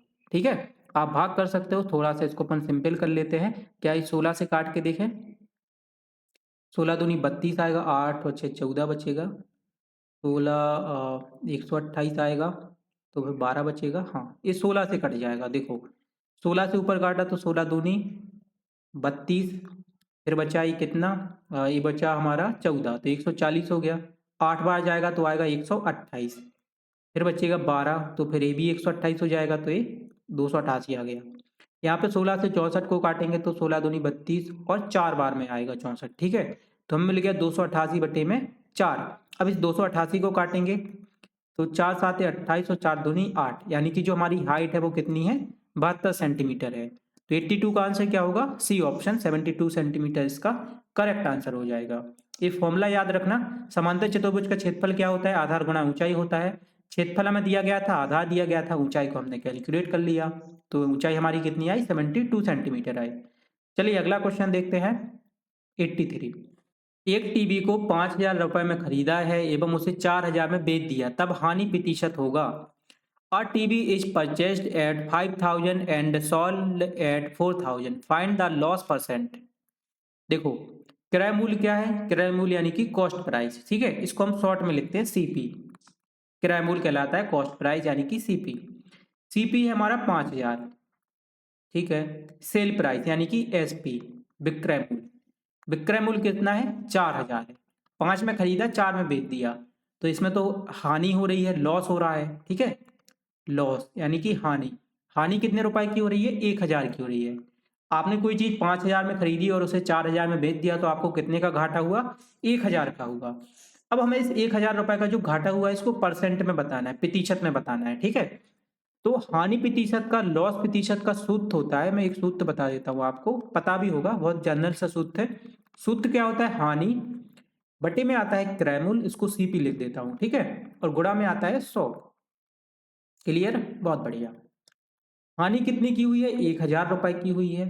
कॉस्ट प्राइस कितना था, 5,000 था, सॉरी 50,000 लिख दिया, 5,000 था, ठीक है। गुणा में क्या आ जाएगा, 100 आ जाएगा, बहुत बढ़िया। यहाँ पे इन दो जीरो से ये जो दो जीरो है वो कट जाएंगे, ठीक है, दो जीरो से दो जीरो कट गए। ऊपर बचा हुआ है 1,000 और नीचे बचा हुआ है कितना, 50। 50 का 1,000 में भाग कर देंगे तो ये जाएगा 20 बार, ठीक है। मतलब कि जो हानि है वो कितने रुपए की हुई है, हानि हुई है हमें 20 रुपए की, सॉरी 20% की, यानी कि जो हानि हुई है वो कितने प्रतिशत की हुई है, 20% की हुई है। इसका करेक्ट आंसर होगा बी ऑप्शन, 20%। ये फॉर्मूला लगाएंगे और यहाँ से हमें हानि परसेंट का जो मान है, अब जो वैल्यू है वो मिल जाएगी, तो इसका आंसर हो जाएगा 20%। चलो आगे बढ़ते हैं, अगला क्वेश्चन देखते हैं। शंकु की तिर्यक ऊंचाई का सूत्र है, शंकु की तिर्यक ऊंचाई का सूत्र क्या है, देखो यहाँ पे आपको 4 दिए गए हैं ऑप्शन। शंकु की जो तिर्यक ऊंचाई होती है उसका सूत्र होता है एल इक्वल, एल कहलाती है तिर्यक ऊंचाई, एच स्क्वायर यानी कि हाइट यानी कि ऊंचाई, और आर स्क्वायर यानी त्रिज्या, तो इन दोनों का वर्ग और इसके ऊपर अंडर रूट। किसका फॉर्मूला होता है, शंकु की तिर्यक ऊंचाई का होता है। तो 84 का आंसर हो जाएगा ए ऑप्शन, ए ऑप्शन इसका सही आंसर है। चलिए अगला क्वेश्चन देखते हैं जो कि है 85। 85 है, if the present age of Mohan's mother is x plus 10 years, then what will be the age of his mother after 5 year. यदि मोहन की माँ की वर्तमान आयु x प्लस 10 वर्ष है, तो 5 वर्ष बाद उसकी माँ की आयु क्या होगी। बहुत ही सिंपल क्वेश्चन है। जैसे मान लो आज आपकी जो एज है वो 13 साल है, ठीक है। 10 साल के बाद आपकी एज कितनी होगी, तो 10 साल के बाद आप कितने साल के हो गए, 23 साल के हो गए। आपको कैसे पता चला कि आप 23 साल के हो गए, आप आज आपकी जो एज है उसमें आपने 10 को जोड़ दिया, तो आपको पता चल गया कि आप 10 साल बाद कितने के हो जाओगे, 13 के हो जाओगे, ठीक है। बहुत बढ़िया, यहाँ तक क्लियर, ठीक है। मान लो जो मोहन की माँ की आज आयु है, ठीक है, 13 की जगह पे क्या आएगा, 10 आएगा, और 5 साल बाद उसकी आयु क्या होगी, तो इसमें 5 को जोड़ देंगे। चलिए अब तीनों को जोड़ देते हैं, तो हो जाएगा x तो हमारा जुड़ेगा नहीं, 10 और 5 जुड़ जाएगा तो हो जाएगा 15। यानी मोहन की माँ की जो 5 साल बाद आयु होगी वो कितनी होगी, x प्लस 15 साल होगी। तो बी ऑप्शन क्या हो जाएगा, इसका करेक्ट आंसर हो जाएगा। तो कोई वेरिएबल दिए रहते हैं इनसे घबराना नहीं है ना, इनको भी अपन एक संख्या के रूप में ही मानते हैं। तो आज उसकी आयु x प्लस 10 है, 5 साल बाद कितनी आयु होगी, तो इसमें अपन ने 5 को जोड़ दिया, तो x प्लस 15 अपना आंसर आ गया। बी ऑप्शन इसका करेक्ट आंसर होगा। चलिए अगला क्वेश्चन देखते हैं 86। 86 में बोला गया है compound interest on 12,600 for 2 years at 10% per annum as, यानी 12,600 रुपए का 2 वर्ष के लिए 10% वार्षिक दर से चक्रवृद्धि ब्याज होगा। चक्रवृद्धि ब्याज निकालना है। देखो प्रिंसिपल यानी कि मूलधन कितना है, 12,600 है, ठीक है, पी कहलाता है प्रिंसिपल मूलधन। आर, आर यानी कि दर, दर कितनी है, 10% है रेट। टाइम, टाइम है 2 वर्ष यानी कि 2 ईयर का, ठीक है।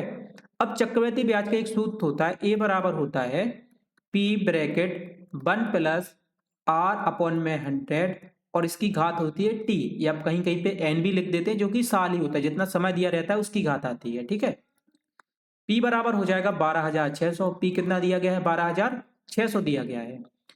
वन का बन ही रहेगा, प्लस आर। आर है हमारा 10%। देखो हमने यहाँ पे लिखा हुआ था ना कैपिटल आर, कितना है? 10% है।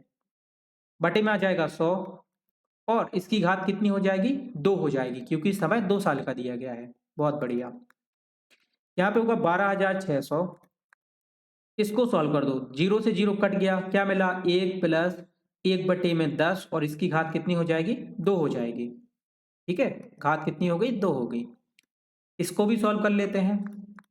देखो 10 का 1 के साथ गुणा हुआ तो हो गया 10, प्लस का आया 1, और इसके बटे में भी क्या आ जाएगा? 10 आ जाएगा, है ना। यहाँ पे सिंपली अपन ने भिन्न कर लिया, इसके बटे में कुछ नहीं था तो 1 मान के इसका भिन्न कर लिया। 1 और 10 का लघुत्तम 10 आया एलसीएम, और फिर जोड़ दिया, सॉल्व कर लिया अब इनको। ठीक है, बन जाएगा।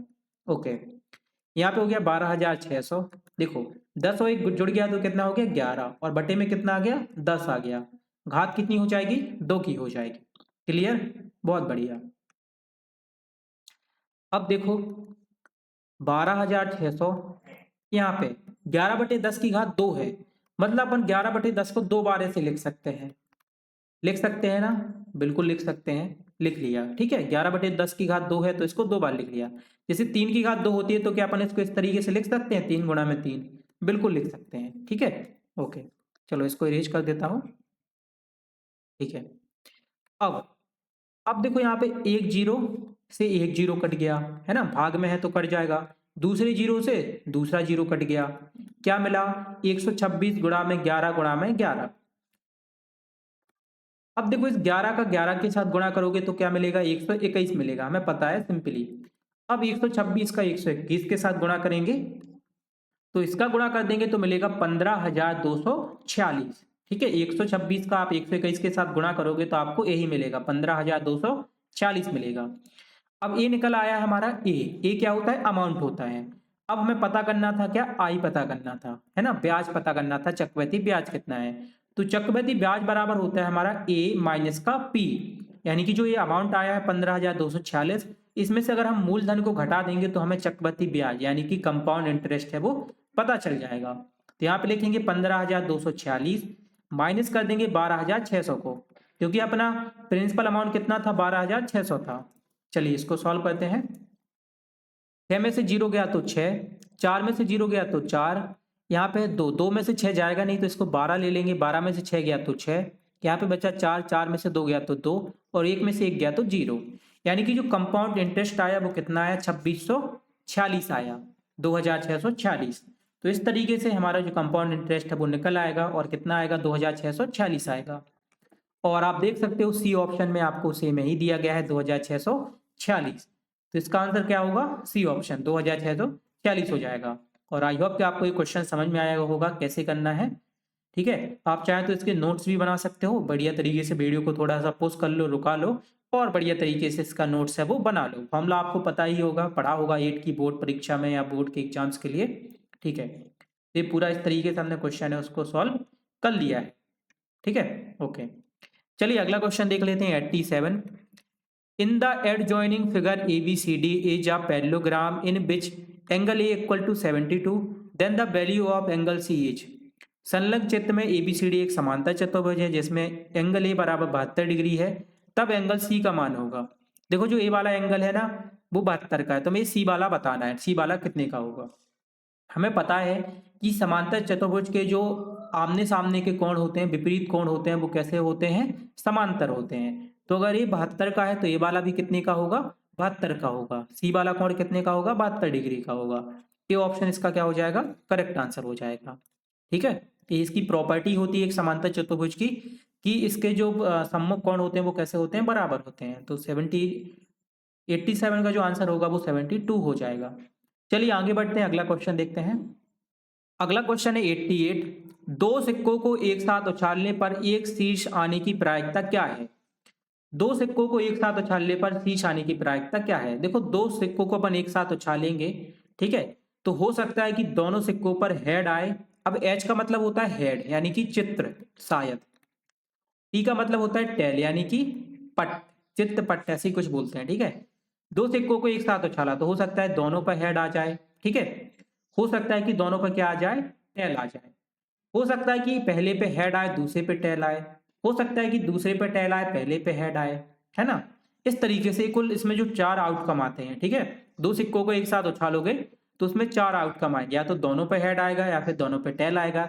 एक पे हेड आएगा दूसरे पे टेल आएगा, दूसरे पहले पे टेल आएगा दूसरे पे हेड आएगा। इस तरीके से चार आते हैं, ठीक है। तो टोटल आउटकम कितने हैं, नंबर ऑफ आउटकम यानी कि कुल आने की संभावना, इसको लिखते हैं एनएस। ये टोटल है कितने, चार हैं, एक दो तीन चार। अब क्या बोला था, एक शीर्ष आने की प्रायिकता क्या होगी। एक शीर्ष, एक शीर्ष कितनी बार आ सकता है, शीर्ष आप मान लो हेड, ठीक है। एक हेड कितनी बार आ सकता है। अब देखो एक हेड कितनी बार आ सकता है, या तो यहाँ पे आएगा या फिर यहाँ पे आएगा, दो ही बार आ सकता है, ठीक है। एक हेड कितनी बार आ सकता है, इसको नंबर ऑफ इवेंट मानते हैं, दो बार आ सकता है। यहाँ पे तो देखो दो बार आ रहा है, ठीक है, लेकिन सिर्फ एक बार ही बोला गया, तो एक बार यहाँ पे भी आ रहा है और यहाँ पे भी आ रहा है, ठीक है, एच टी और टी एच में। तो ये हो जाएंगे नंबर ऑफ आउटकम, ई हो जाएगा, दो हो जाएगा, ठीक है। अब प्रायिकता बतानी है, तो प्रायिकता का सूत्र होता है एनी, मतलब कि कितने बार पूछा गया है, और बटे में आता है कि ये टोटल कितने हैं। तो बोला गया कि हेड कितनी बार आ सकता है, दो बार आ सकता है, और ये टोटल कुल आउटकम कितने हैं, कुल आउटकम है चार। तो इसका आंसर हो जाएगा दो बटे चार। लेकिन अभी ये फाइनल आंसर नहीं है क्योंकि इसको काट देंगे, दो एकम दो और दो दूनी चार। इसका जो फाइनल आंसर आएगा वो कितना आएगा, एक बटे दो आएगा। तो ये ऑप्शन क्या हो गया, इसका करेक्ट आंसर हो गया, ठीक है। दो सिक्कों को एक साथ उछालेंगे तो एक बार हेड आने की जो प्रायिकता होगी वो एक बटे दो होगी। ये ऑप्शन इसका करेक्ट आंसर हो जाएगा। आगे बढ़ते हैं, अगला क्वेश्चन है 89 एंड 89 में बोला गया है out of the following option the two angle that are together classified as supplementary angles are, यानी दिए गए विकल्पों में दो कोण जो एक दूसरे के संपूरक हैं वे कोण हैं। संपूरक कोण क्या होते हैं, संपूरक कोण वे होते हैं जिनका योग कितना होना चाहिए, 180 अंश होना चाहिए, ठीक है। तो इनमें से जिसका भी योग 180 अंश होगा वो क्या होंगे, संपूरक कोण होंगे। देखिए 70 और 50 को जोड़ेंगे तो क्या मिलेगा, 120 मिलेगा। ये संपूरक कोण नहीं है, क्योंकि अगर जोड़ने पर इनका योग 180 मिलता तो ये क्या होते हैं, संपूरक कोण होते हैं। 55 और 65 को जोड़ेंगे तो क्या मिलेगा, 5 5 दूनी 10 मिलेगा, 6 4 10 11 1 12 मिलेगा, 120। ये भी हमारा संपूरक कोण नहीं है। 60 और 30 को जोड़ेंगे तो मिलेगा 90, ये भी हमारा संपूरक कोण नहीं है। 135 और 45 को जोड़ेंगे तो मिलेगा 180, ये हमारा संपूरक कोण हो जाएगा। संपूरक कोण क्या होते हैं, जिनको जोड़ने पर क्या मिले, 180 अंश मिले। तो इन दोनों को जोड़ने पर क्या मिल रहा है, 180 अंश मिल रहा है। तो ये हमारे संपूरक कोण है वो हो जाएंगे। तो 89 का डी ऑप्शन है वो करेक्ट आंसर है। चलिए अगला क्वेश्चन देखते हैं। ओके, क्वेश्चन नंबर 90 है a washing machine was bought at 21,000, its value depreciated at the rate of 8% per annum, then its value after 1 year will be. यानी कि एक वॉशिंग मशीन 21,000 में खरीदी गई, 8% वार्षिक दर से इसके मूल्य का अवमूल्यन हो गया, एक वर्ष बाद वॉशिंग मशीन की मूल्य क्या होगा। देखो बहुत ही सिंपल सा क्वेश्चन है। मान लो आप कोई नई चीज खरीदी, आपने एक नई वॉशिंग मशीन खरीदी, कितने रुपए की, 21 रुपए की, 21,000 रुपए की, ठीक है। अब जैसे आप नई खरीदते हो तो वो आपको 21,000 की पड़ी। एक साल के बाद आप उसको चला लोगे कि उसकी कुछ कीमत है वो कम हो जाएगी। आपने एक साल तक उसको यूज कर लिया, उपयोग कर लिया, तो उसकी कीमत है वो कम हो जाती है। जैसे आप नई गाड़ी खरीदते हो, कुछ दिन चला लेते हो तो उसकी कीमत क्या हो जाती है, कम हो जाती है। जब आप बेचोगे तो आप उसको थोड़े कम में बेचोगे। उसी तरीके से जो वॉशिंग मशीन है वो 21,000 की खरीदी थी। अब एक साल बाद क्या हुआ कि उसका 8% जो रेट है वो कम हो गया।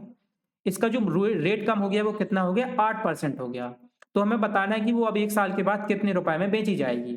हम क्या करेंगे, 21,000 का 8% निकाल लेंगे। पहले हमें कीमत पता चलेंगे कि उसका मूल्य है वो कितना कम हो गया, क्योंकि यहाँ पे प्रतिशत में दिया गया है, हमें उसको रुपए में प्राप्त करना है कि वो कितना है। तो 21,000 का जो भी 8% आएगा उसको हम 21,000 में से घटा देंगे तो हमें मूल्य है वो पता चल जाएगा, ठीक है।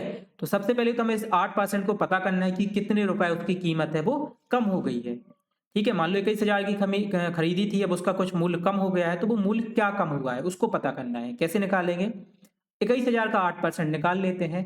तो परसेंट निकालने के लिए हम उसी संख्या का गुणा कर देते हैं और भाग बटे में कर देते हैं 100 को, ठीक है। दो जीरो से दो जीरो कट जाएंगे, ठीक है। प्रतिशत निकाल लेंगे हम। 8 का जीरो में गुणा करेंगे तो जीरो आएगा, 8 का 1 के साथ करेंगे तो 8 एकम 8, और 8 का 2 के साथ करेंगे तो 16।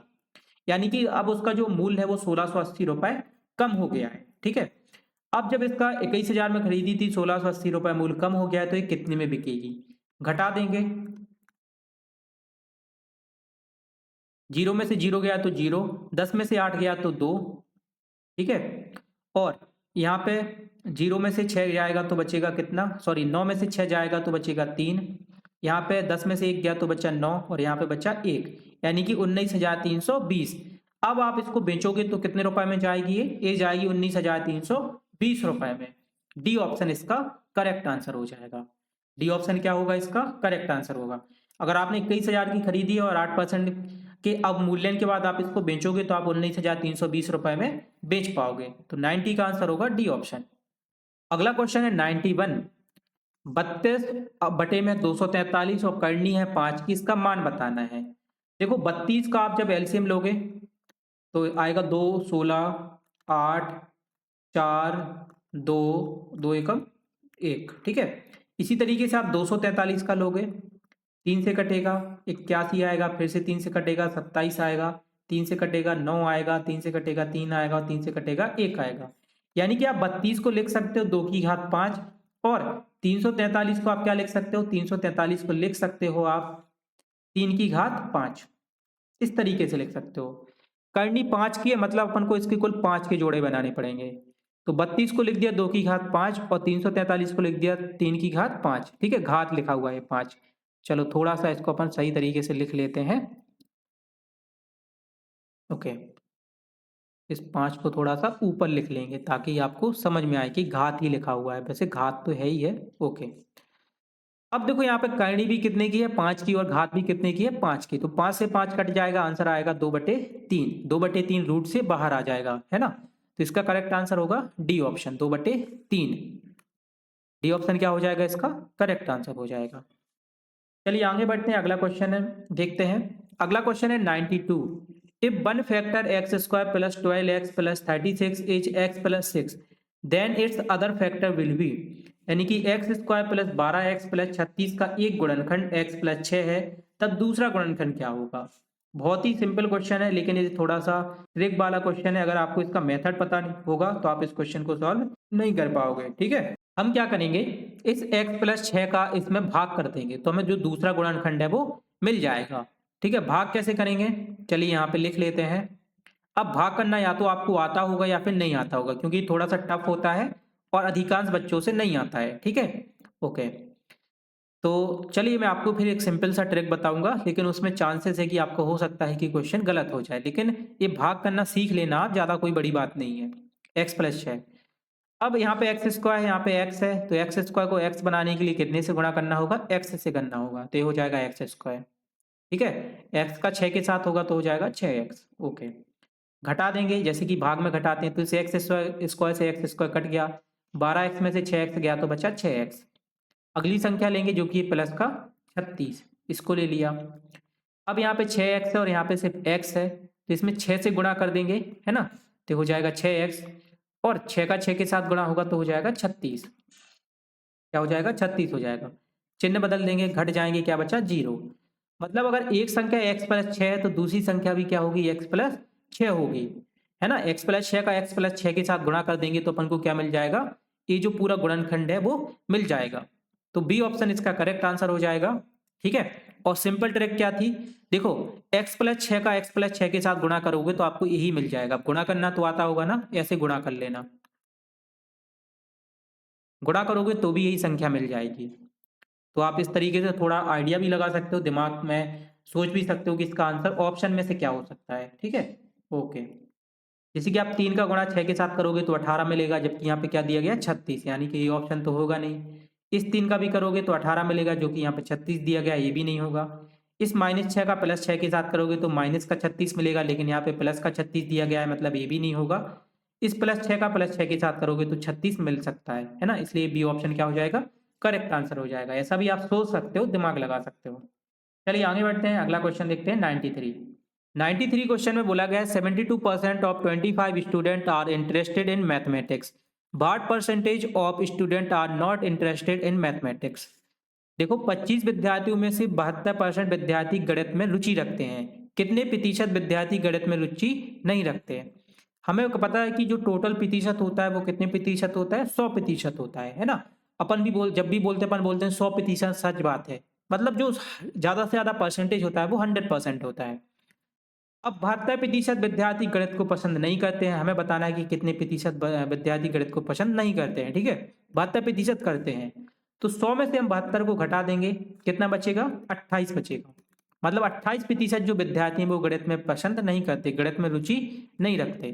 तो बी ऑप्शन क्या होगा, इसका करेक्ट आंसर होगा। 100 में से 72 को घटा दिया, क्या बचा, 28 बचा। टोटल जो प्रतिशत होता है वो 100% होता है, उसमें से 72% को घटा दिया, तो 28% हमारा आंसर बच गया। चलिए आगे बढ़ते हैं। अगला क्वेश्चन है 94। If x and y are the units and 10 digit of a given 2 digit number respectively then the number formed will be. यानी x और y दो अंकों वाली दी गई एक संख्या की क्रमशः इकाई एवं दहाई के अंक हैं, तो बनने वाली संख्या होगी। देखो, इकाई और दहाई के अंक बोले गए हैं कि इकाई का अंक क्या है, x है। ठीक है, दी गई संख्या की क्रमशः इकाई व दहाई के अंक है। इकाई का अंक है क्या, इकाई का अंक है x और दहाई का अंक क्या है, y है। देखो, इकाई की जो वैल्यू होती है वो क्या होती है, 1x होती है ना। और दहाई की जो वैल्यू होती है वो क्या होती है, 10 होती है। इकाई की होती है 1 और दहाई की होती है 10। तो जब भी किसी संख्या को लिखा जाता है, जैसे कि 24, इस 24 को लिखना है तो कैसे लिखेंगे, देखो जो 2 है उसके साथ गुणा करते हैं 10 का, और 4 के साथ गुणा करेंगे 1 का। मतलब जो दहाई पे अंक है, 2 कैसा लिखा हुआ है, दहाई पे, दहाई के साथ हमेशा 10 का गुणा किया जाता है और इकाई के साथ हमेशा 1 का गुणा किया जाता है। तो दहाई का लिखा हुआ है 2, इसलिए इसमें 10 का गुणा करेंगे, इकाई का लिखा हुआ है 4, इसलिए इसमें 1 का गुणा करेंगे। अब इस एक्स बाई को लिखना है, तो दहाई का अंक क्या है, बाई, यानी बाई के साथ किसका गुणा करेंगे, 10 का गुणा करेंगे, तो हो जाएगा 10 बाई। और एक्स को कैसे करते हैं, एक्स के साथ 1 का गुणा करते हैं तो हो जाएगा 1x। अब 1x को कोई लिखता नहीं है तो क्या हो जाएगा, 10 बाई प्लस का x हो जाएगा, है ना। तो दो अंकों की संख्या को लिखने का जो तरीका होता है वो कुछ इस तरीके से होता है। दहाई में 10 का गुणा करते हैं और x को 1 से गुणा करते हैं, तो 1 का तो कोई मतलब होता नहीं है, तो वो x ही रहता है। तो इस तरीके से जो आंसर है वो हो जाएगा। और आप देख सकते हो डी ऑप्शन में आपको करेक्ट आंसर दिया गया है, तो 94 का जो आंसर होगा वो डी ऑप्शन हो जाएगा। चलिए आगे बढ़ते हैं, अगला क्वेश्चन देखते हैं। 95 क्वेश्चन है, 0.00001 का वर्गमूल है। इस 001 का वर्गमूल क्या है। बहुत ही सिंपल क्वेश्चन है। देखो यहाँ पे कितने जीरो हैं, 2 4 1 5 और 1 6 अंक की ये संख्या है। ठीक है, दशमलव के बाद कितने अंक है, 6 अंक हैं। तो इसका जो वर्गमूल होगा उसमें दशमलव के बाद 3 अंक होते हैं, ये आधा होता है, याद रखना। दशमलव के बाद अगर 6 अंक है तो इसका जो वर्गमूल होगा उसमें दशमलव के बाद कितनी संख्या होगी, 3 संख्या होगी। तो इसका जो वर्गमूल होगा वो 0.001 होगा। इसमें कितनी संख्या है, दशमलव के बाद 3 है ना। कितनी संख्या है, 3 है। ये इसका है वो करेक्ट आंसर हो जाएगा। 0.00001 का वर्गमूल क्या होगा, 0.001 हो जाएगा। 95 का बी ऑप्शन करेक्ट आंसर है।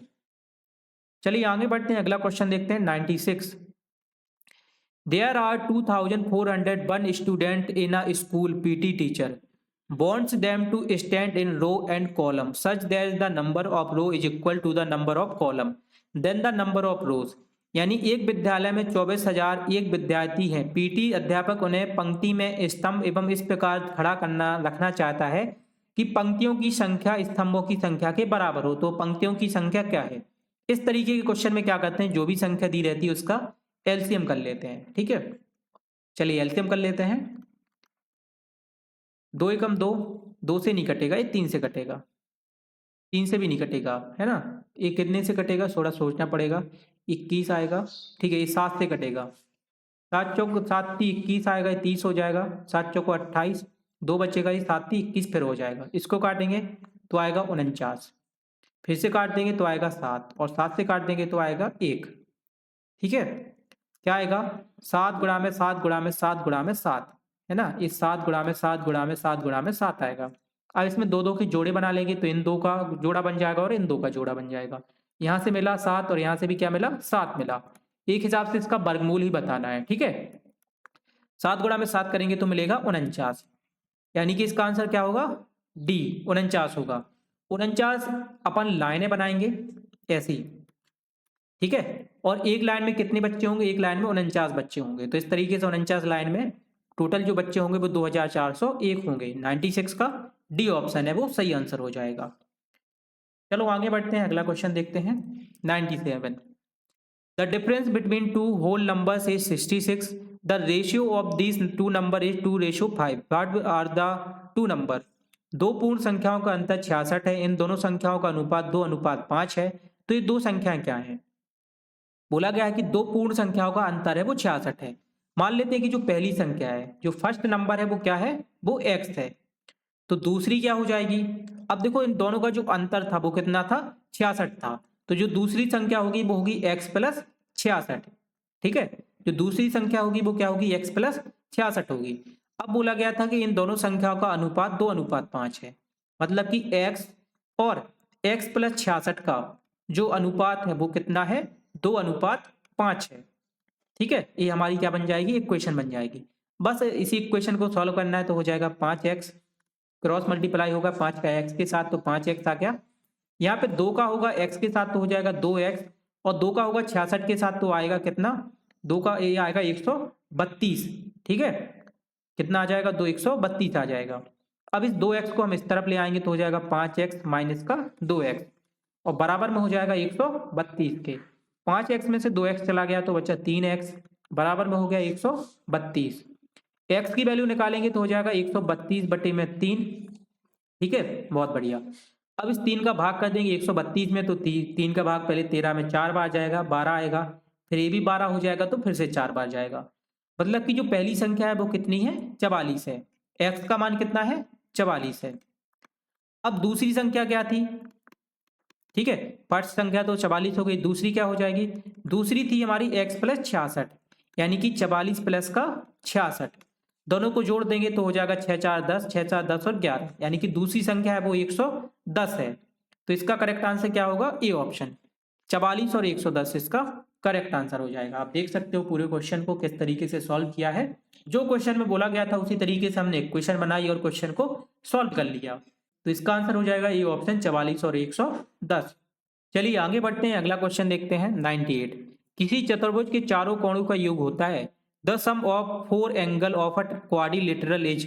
तो किसी भी चतुर्भुज के चारों कोणों का योग 360 डिग्री होता है। ठीक है, और त्रिभुज का कितना होता है, त्रिभुज का होता है 180। याद रखना, ये काफी बार पूछा गया है और क्वेश्चन को सॉल्व करने के लिए भी इसकी जरूरत होती है। तो किसी चतुर्भुज के चारों कोणों का योग होता है 360 अंश, और त्रिभुज का होता है 180 अंश। किसी त्रिभुज के तीनों कोणों का योग 180 अंश होता है। चलिए आगे बढ़ते हैं, अगला क्वेश्चन देखते हैं। If 3x plus √4 is equal to 11 then the value of x। यानी कि 3x प्लस √4 बराबर 11 है, तो x का मान बता। बहुत ही सिंपल इक्वेशन है। ठीक है, थोड़ा सा ये रूट में बस दे दिया है, बाकी पूरा सिंपल है।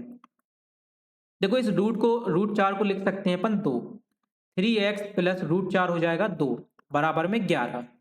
यहाँ से 3x बराबर होगा, इस 2 को ले जाएंगे इस तरफ तो हो जाएगा 11 माइनस का 2। ठीक है, ओके, 3x बराबर हो जाएगा 11 में से 2 गया तो 9। ओके, यहाँ से x बराबर क्या होगा, x बराबर होगा 9/3, है ना। इसमें भाग कर देंगे तो आएगा 3, यानी x की जो वैल्यू है वो कितनी है, 3 है। ए ऑप्शन इसका करेक्ट आंसर हो जाएगा।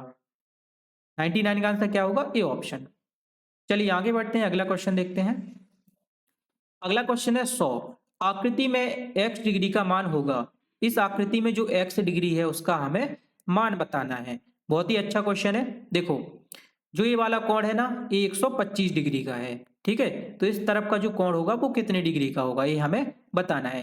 देखिए ये वाला जो कोण है वो 125 का है, तो इसके अंदर वाला जो कोण होगा वो कितने डिग्री का होगा, वो होगा हमारा 55 डिग्री का। आप 180 में से 125 को घटा दोगे तो 100 जो 55 डिग्री है वो मिल जाएगा। यहाँ पे भी अगर ये वाला कोण 125 का है तो अंदर वाला कोण कितने का होगा, 55 का होगा।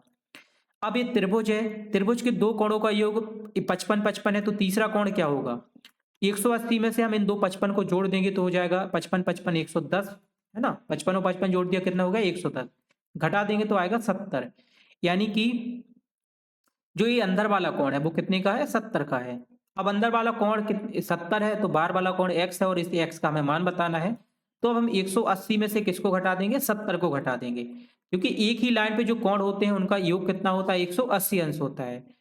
तो 180 में से 70 को घटाएंगे तो क्या मिल जाएगा हमें 110 अंश मिल जाएगा, जो कि क्या है हमारे x की वैल्यू है। क्वेश्चन थोड़ा सा लेंथी है। देखो 180 में से 125 को घटाया तो हमें ये वाला कोण मिला, कितने का, 55 का।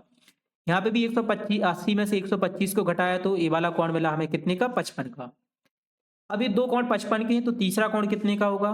तीसरा कोण निकालने के लिए हमने 180 में से 55 और 55 को जोड़ के जो 110 मिला उसको घटा दिया तो 70 मिल गया, क्योंकि त्रिभुज के तीनों कोणों का योग कितना होता है, 180 अंश होता है। ठीक है, तो दो कोण हमारे 55-55 के थे, तीसरा कितना होगा, 180 में से इन दो कोणों को घटा दिया तो हमें 70 मिल गया। यानी कि जो ये वाला कोण है वो कितने का है, 70 डिग्री का है। अब इसके बाहर वाला कोण कितने का होगा, तो एक रेखा पे जो भी कोण होते हैं उनका योग 180 अंश होता है। ये वाला 70 का है तो बाहर वाला कितने का होगा, बाहर वाला हमारा x है, तो 180 में से 70 को घटा देंगे तो बाहर वाला हमारा 110 अंश का जो x है वो मिल जाएगा। तो इसका आंसर क्या होगा, सी ऑप्शन होगा। थोड़ा सा ये लेंदी क्वेश्चन था बट बहुत ही सिंपल था। अगर आपको ये कॉन्सेप्ट पता है तो आप इसका आंसर वो आसानी से फाइंड कर लोगे। तो 100 का आंसर हो जाएगा सी ऑप्शन 110। तो बच्चों इस तरीके से हमारी पूरी मैथमेटिक्स सॉल्व हो चुकी है और 2021 का पेपर भी सॉल्व हो चुका है। आई होप आज की क्लास आपको पसंद आई होगी, आपके सारे जो क्वेश्चन हैं वो आपको अच्छे तरीके से समझ में आए होंगे। और अगर आपका किसी भी क्वेश्चन में कोई डाउट है तो आप लाइव चैट के थ्रू या जो हमारा डाउट सेशन होता है उसमें अपना डाउट पूछ सकते हो। तो क्लास में जुड़ने के लिए thank you so much and इसी तरीके से अपनी प्रिपरेशन करते रहिए। जल्दी मिलेंगे एक नए पेपर के सॉल्यूशन के साथ। Bye bye all, love you.